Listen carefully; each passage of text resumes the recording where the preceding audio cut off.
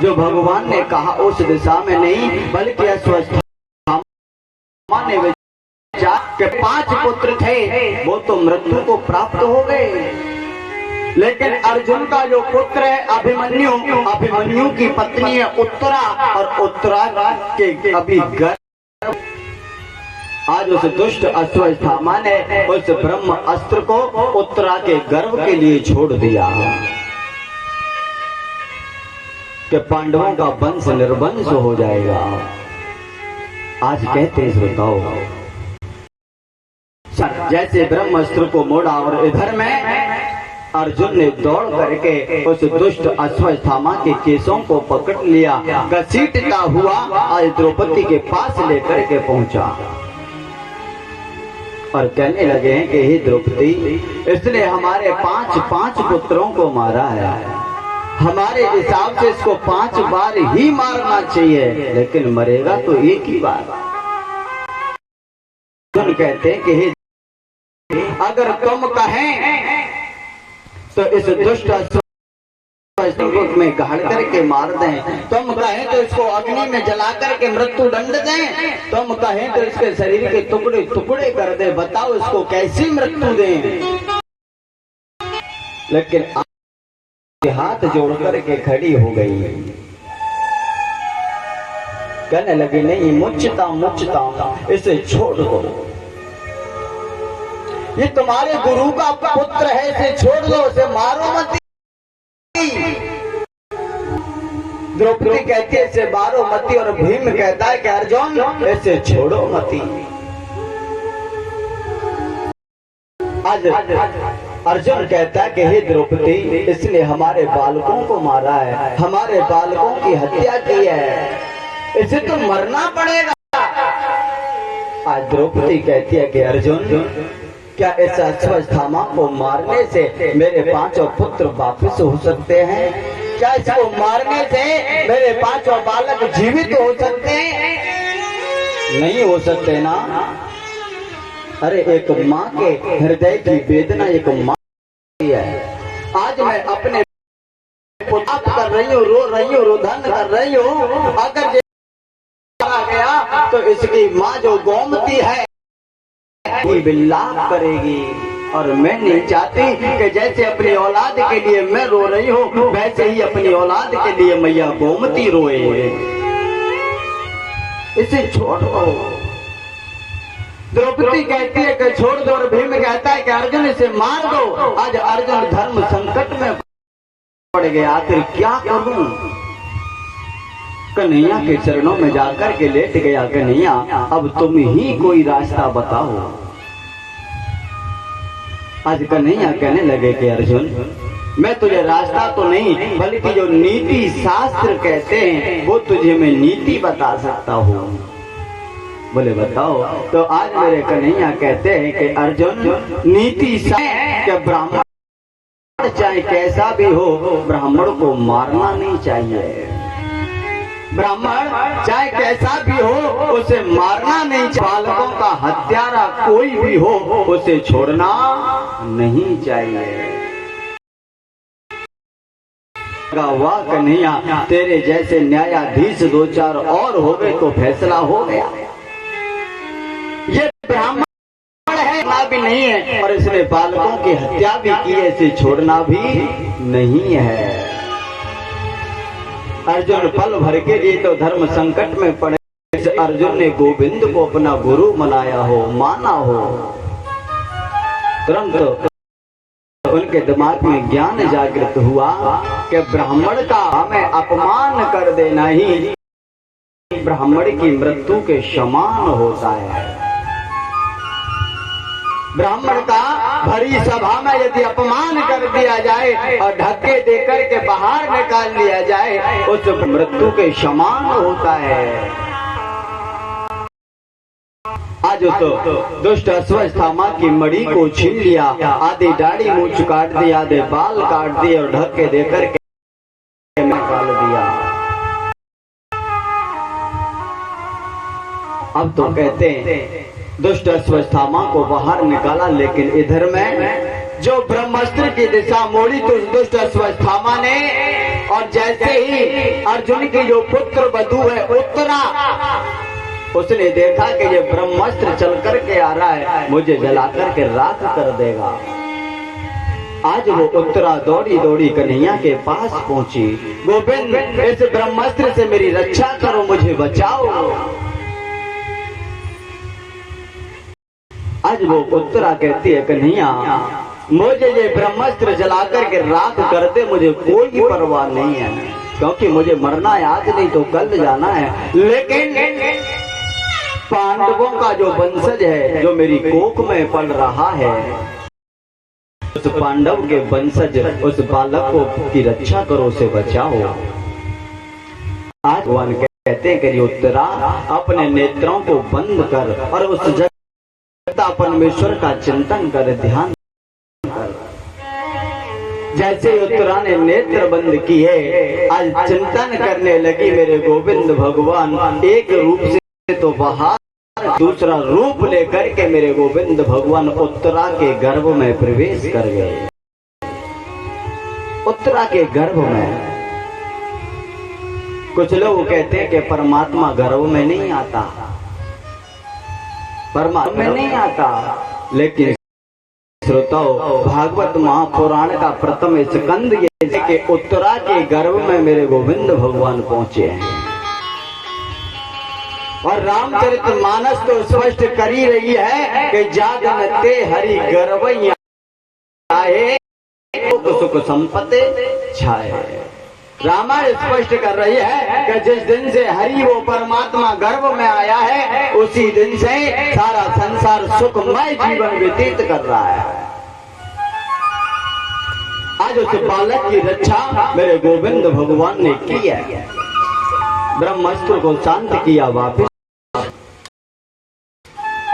हम तो कहते हैं श्रोताओ, जिस प्रकार परमात्मा से कुछ भी नहीं छुपा रहता, जिस प्रकार मेरे गोविंद भगवान से कुछ भी छुपा नहीं, आप कितने भी कमरे में चले जाओ, जमीन में गड्ढा खोद करके रहो, तब भी मेरा परमात्मा तुम्हें देख रहा है।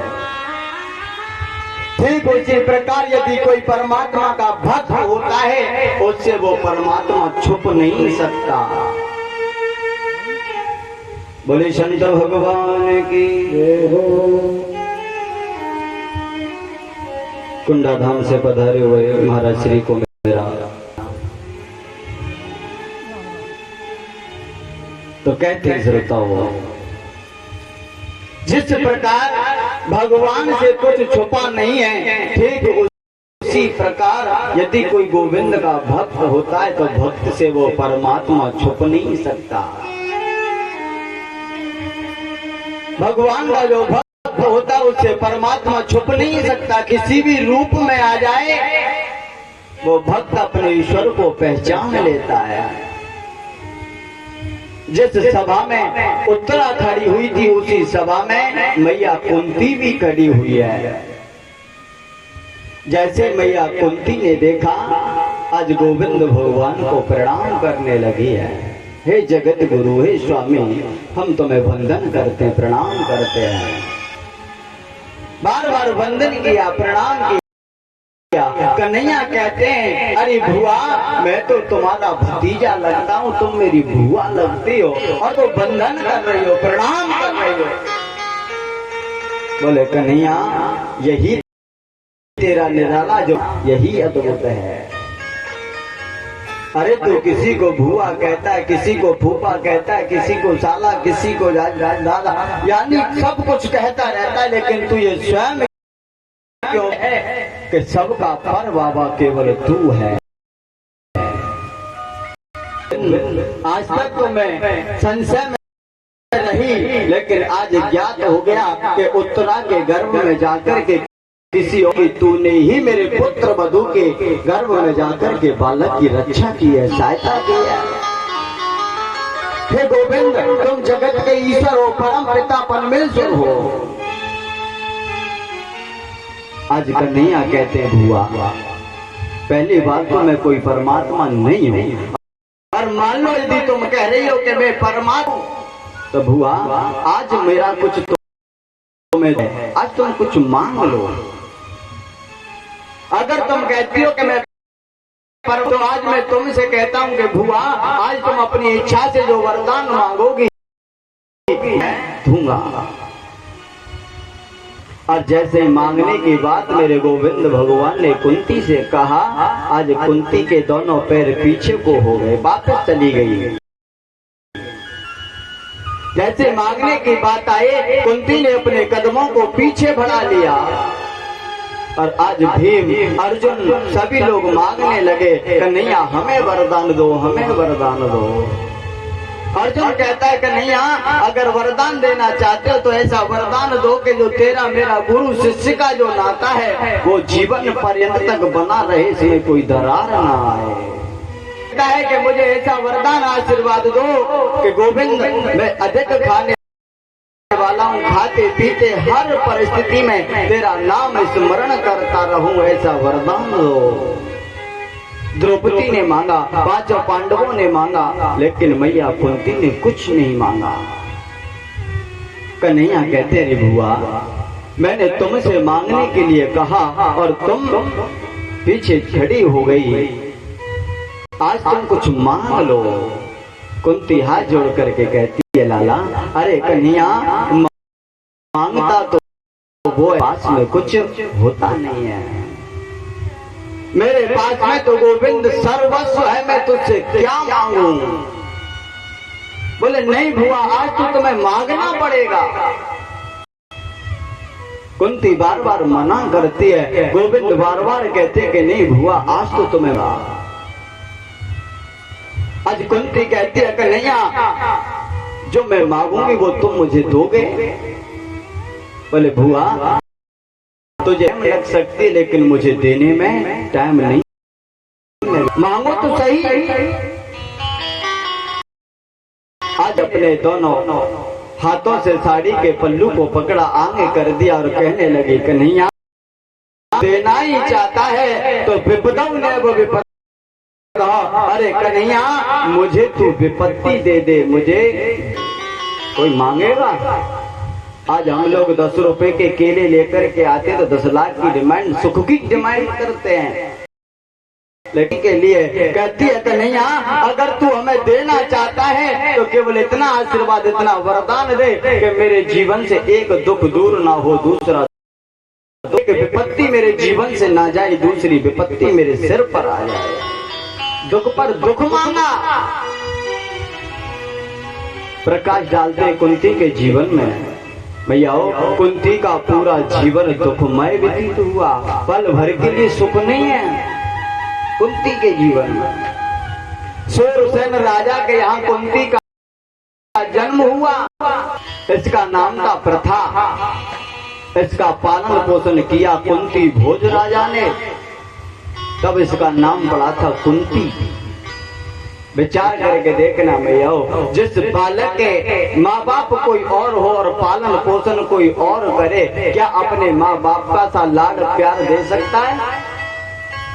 कभी नहीं दे सकता। जीवन जानी बचपन निकला दुखमय, आज सोचने लगी चलो आगे चल के तो जीवन सुखी रहेगा, पति के साथ जीवन सुखमय व्यतीत करूंगी। तो कुंती को पति भी मिला तो वो पीलिया के रोग से ग्रसित था और ये भी श्राप लगा हुआ था कि अगर तू पत्नी के पास में जाएगा तो तेरी मृत्यु हो जाएगी। दुखमय यौवन में सोचा पति का सुख मिलेगा तो पति का भी सुख, ये तो देवताओं की कृपा से जिससे 3 बालक इसके गर्भ से पैदा हुए। अब तो कहते हैं श्रोताओ, बचपन गया दूसरे के यहाँ रह करके दुख में व्यतीत हुआ, यौवन में पति का सुख नहीं मिला। और कहते भी हैं श्रोताओं कि नारी के लिए सर्वस्व हो, सोने की थाली में खाए, सोने के बिस्तर पर सोए, सोने का भोजन करे, लेकिन एक चीज नहीं है तो वो किसी काम की नहीं है। जी बिन दे नदी और ऐसे ही नाथ पुरुष बिन नारी, किसी काम की नहीं है। आज उसका यौवन भी निकला, सोचा वृद्ध अवस्था में औलाद सुख देगी, वृद्ध अवस्था थोड़ी सी बढ़ने लगी, 5 बालक हुए दोनों बहनों के गर्भ से। तो आज उन 5 पांडवों को मारने के लिए वो कौरव रोजाना नई नई योजना बनाते हैं, से गिरा देते हैं, तो कभी लड्डुओं में विष मिलाकर के खिला देते हैं। 4-5 का खेल खेला, सब कुछ हार गए। 12 वर्ष का वनवास, 1 वर्ष का अज्ञातवास हुआ। जिस मैया के जीवन में उसकी औलाद दुख पाए तो सर्वत्र मां सुखी नहीं रह सकती। सोचा यौवन में बुढ़ापे में संतान से सुख मिलेगा, जब संत मां को तो मिली कैसे। बचपन बीता दुखमय, यौवन बीता दुखमय, वृद्ध अवस्था आई वो भी दुखमय व्यतीत हुई। और आज जब 5 पांडव राजा बनने वाले हैं सुबह, तब क्या कह रही है कन्हैया, मुझे अगर तू देना चाहता है तो दुख दे दे, दुख पर दुख, विपत्ति पर विपत्ति। दुख पर दुख मांगा, विपत्ति पर विपत्ति मांगी। कन्हैया कहते हैं नहीं बुआ, मैं तुझे अब दुख नहीं दे सकता, विपत्ति दे सकता। अरे मैया, तेरा पूरा जीवन दुखमय निकला। और जो मैया कुंती का ही नहीं, ये हर बेटी का जीवन इसी प्रकार निकलता है। हर बेटी का जीवन बचपन निकल जाता है माँ बाप के बंधन में। माँ बाप भाई जैसा खिलाते बेचारी वैसा खा लेती है, जैसा पिलाते वैसा पी लेती है। पढ़ने के लिए भेजते तो चली जाए, नहीं मना कर दे तो नहीं जाती। बेटी का बचपन भी दुखमय व्यतीत तो होता है। सोचती है पति के यहाँ जाऊंगी, वहाँ सुख से रहूंगी। जब पति के पास पहुंची, अब पति जैसा खिलाएगा वैसा खाएगी, जैसा पिलाएगा वैसा पिएगी, जैसा पहनाएगा वैसा पहनेगी। माँ बाप की याद आए, रो रो कर के रह जाती है। अगर पति की आज्ञा है तो आ जाएगी, नहीं है तो कोने में बैठ करके रोती रहती है। बेटी का जीवन यानी यौवन भी दुखमय व्यतीत होता है। सोचती है वृद्ध अवस्था में औलाद का सुख मिलेगा। जब औलाद हो जाती है तो आज की तो औलाद बहुत अच्छी पैदा हो, वृद्ध अवस्था को दुत्कार रही है। बेटी का तो पूरा जीवन श्रोता दुखमय व्यतीत होता है। जगमाही और पराधीन सपने सुख नाही। हे विधाता, तूने इस नारी को के जीवन में सुख नहीं है, सपने में भी सुख नहीं है। सभी का जीवन ऐसे बीतता है। आज कन्हैया कहते हुआ तेरा मैं व्यतीत हुआ, अब मैं तुझे दुख नहीं दे सकता, तू सुख मांग ले। आज कुंती कहती है कि लाला रे कन्हैया, सुख के माथे सिल पड़े जो हरि हृदय से जाए, और बलिहारी बात दुख की जो पल पल नाम। हे गोविंद, ऐसे सुख पर पत्थर पड़ जाए, ऐसे सुख पर पहाड़ टूट पड़े, जो सुख को तेरी विस्मृति करा दे, तुझे भुला दे। हे कन्हैया, ऐसे सुख पर पहाड़ टूट पड़े। और कहते भी श्रोताओं, विपदौ ने व विपदा, संपदौ ने व संपदा।